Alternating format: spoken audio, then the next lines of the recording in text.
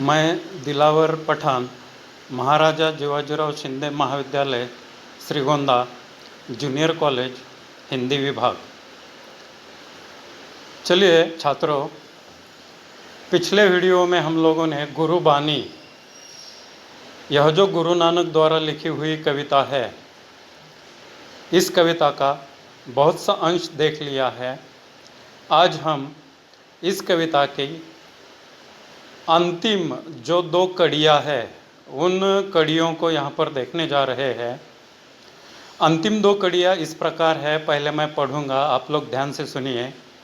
देखिए, तेरी गति मति तू ही जाने, क्या को आँखी वखाने, तू आपे गुप्ता आपे प्रगटू, आपे सब रंग भाने, साधक सिद्ध गुरु वह चेले, खोजत फर ही फरमाने, समहि बधु यह भिक्षा, तेरे दर्शन कवु कुरवाने, उसी की प्रभु खेल रचाया, गुरुमुख शोभी होई, नानक सब जुग आपे वर्ते, दूजा और न कोई, गगन में काल रविचंद दीपक बने, तारका मंडल जनक मोती, धूप मलिया नील पवनु चंवारो करे, सकल वनराही कुलंत ज्योति, कैसी आरती होवी भवखंडना, तोरी आरती अनाहत शब्द बाजत भेरी। देखिए, मैंने पिछले वीडियो में भी आप लोगों को बताया था कि ऊपरी तौर पर देखा जाए तो यह हमें अत्यंत कठिन महसूस होता है, लेकिन जब हम शब्दों के अर्थ देखते हैं तो निश्चित रूप में यह कविता यहाँ पर अत्यंत आसान ऐसी दिखाई देती है। तो चलिए, अब हम प्रत्येक शब्द का अर्थ यहाँ पर देखने जा रहे हैं। देखिए, पहला जो पैराग्राफ है, उस पैराग्राफ में पहली जो पंक्ति है, उसका अर्थ यहाँ पर मैं आप लोगों को बताऊंगा। पहला शब्द मति, अर्थ है बुद्धि। फिर आँखी, अर्थात व्याख्या, बखाने, वर्णन करना, आपे, आप, प्रगटू, प्रकट, प्रकट होना, सबय, अनेक इस अर्थ में है, भाने, होना, साधक, भक्त। अगला शब्द चेले, शिष्य। फिर खोजत अर्थात ढूंढना, फिर ही इस शब्द का अर्थ है घूमना, फरमाने शब्द का अर्थ है अनगिनत, फरमाने अनगिनत, समही जिन्होंने, पाई यह अर्थात नाम स्मरण।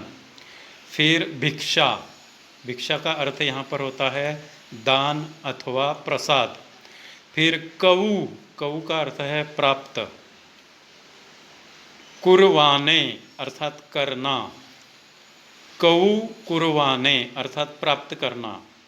शोभी होई, समझ सकना। फिर आगे है जुग अर्थात जग, विश्व। फिर वर्ते अर्थात विराजमान होना। फिर अगला शब्द है दूजा, अर्थ है दूसरा। अब देखिए, अंतिम जो पैराग्राफ है, उस पैराग्राफ के जो कठिन शब्द है उसे यहाँ पर हम लोग देखेंगे। पहला शब्द गगन, अर्थ है आकाश। फिर काल अर्थात थाल, थाली जिसमें हम खाना खाते हैं, काल अर्थात थाल। रविचंद, 2 शब्द है, युग्म है, रविचंद अर्थात सूर्य चंद्र। रवि अर्थात सूर्य, चंद्र अर्थात चंद्र।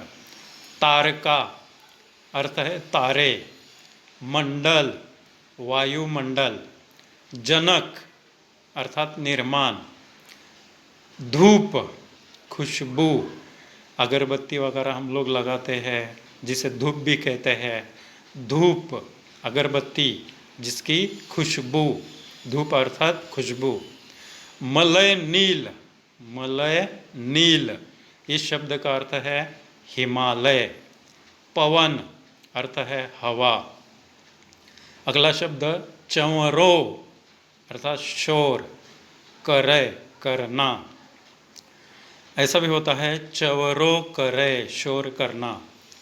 अगला शब्द सकल अर्थात संपूर्ण, वनराई अर्थात वन जंगल इस अर्थ में, कुलत अर्थात वनस्पति, फिर ज्योति अर्थात फूल चढ़ाना, होई होना, भव यह शब्द है, इसका अर्थ है महान, खंडना अर्थ है विश्व, तोरी अर्थ है तेरी, फिर अनाहत अर्थात मन की आवाज।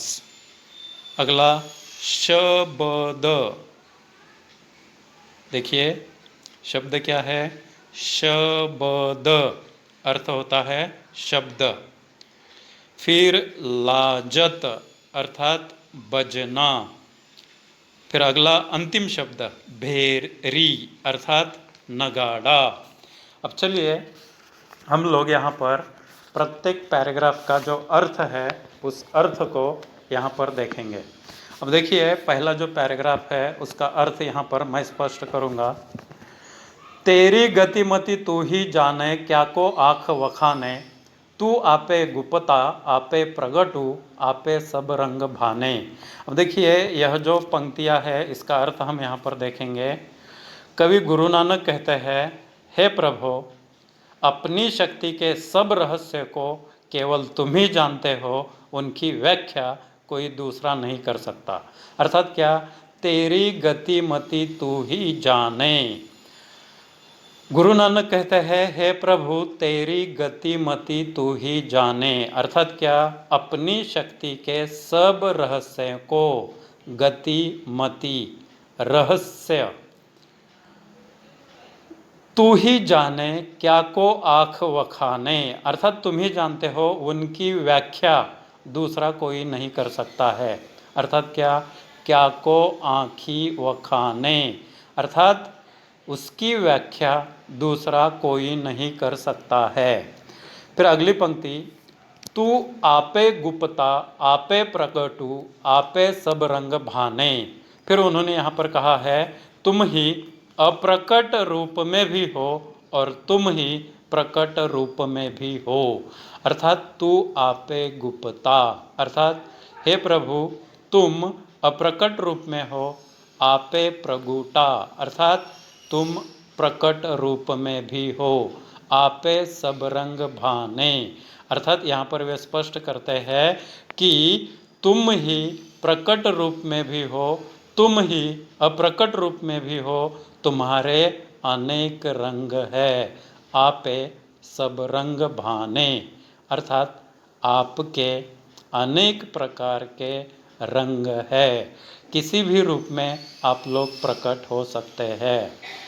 प्रभु रामचंद्र जी का उदाहरण यहाँ पर हम लोग देख सकते हैं। अर्थात प्रभु रामचंद्र यह क्या है, तो एक रूप है। श्री कृष्ण जी का उदाहरण हम लोग यहाँ पर देख सकते हैं। श्री कृष्ण यह क्या है, एक रूप है। अर्थात ईश्वर के ऐसे अनेक रूप हम लोगों को दिखाई देते हैं। फिर आगे चलकर वे स्पष्ट करते हैं, साधक सिद्ध गुरु वहु चेले खोजत फरही फरमाने।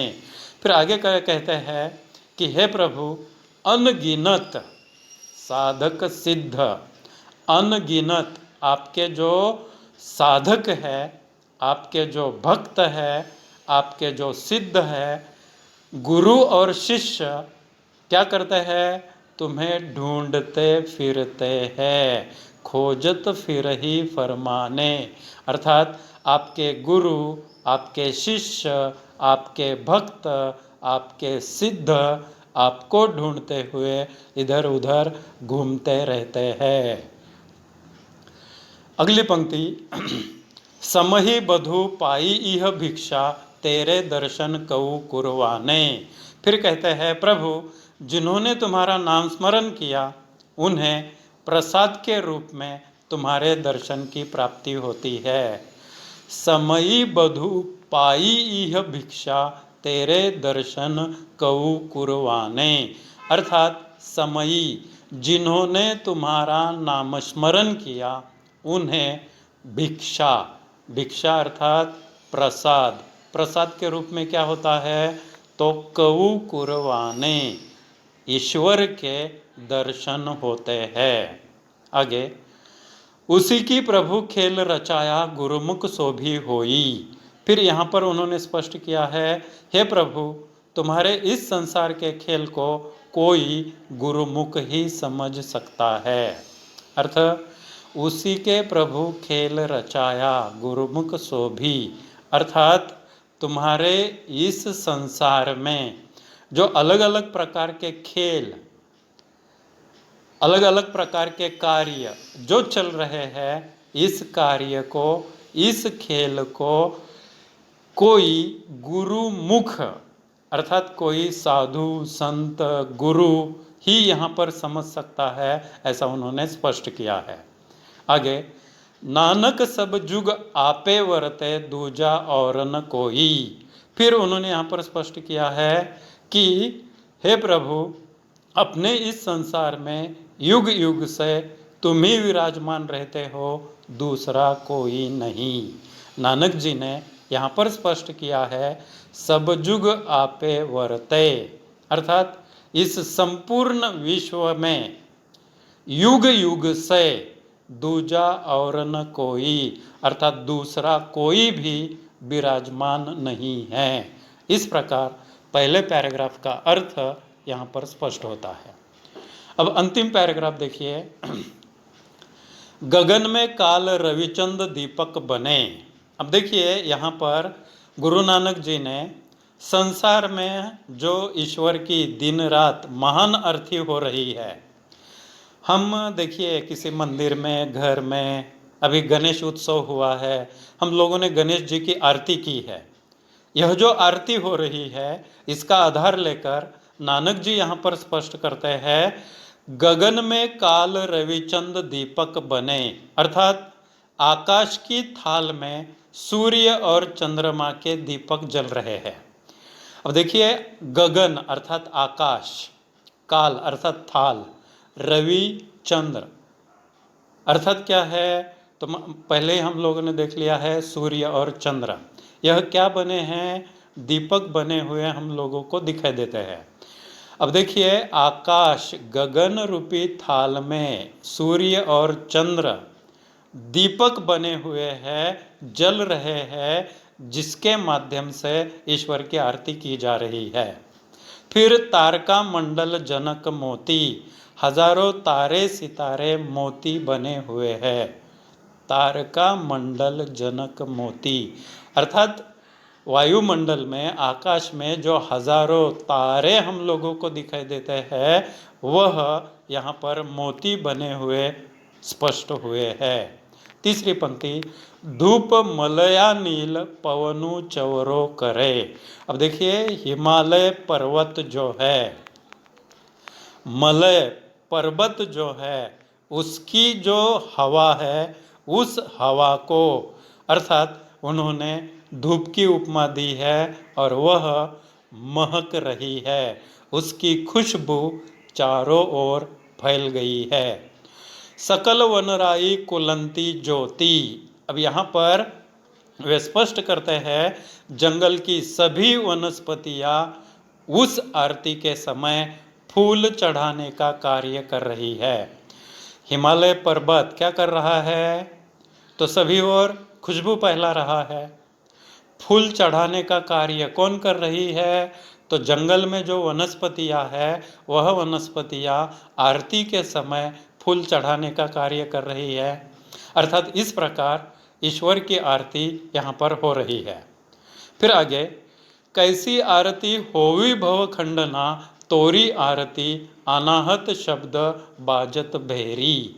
अब देखिए, यहाँ पर हम सबसे पहले अंतिम जो पंक्ति है उसका अर्थ देखेंगे, अनाहत शब्द बाजत बेरी। नानक जी ने यहाँ पर स्पष्ट किया है, मनुष्य इस महान आरती के होते हुए तेरी आरती का क्या महत्व है, अर्थात भगवान की असली आरती तो मन में उतारी जाती है।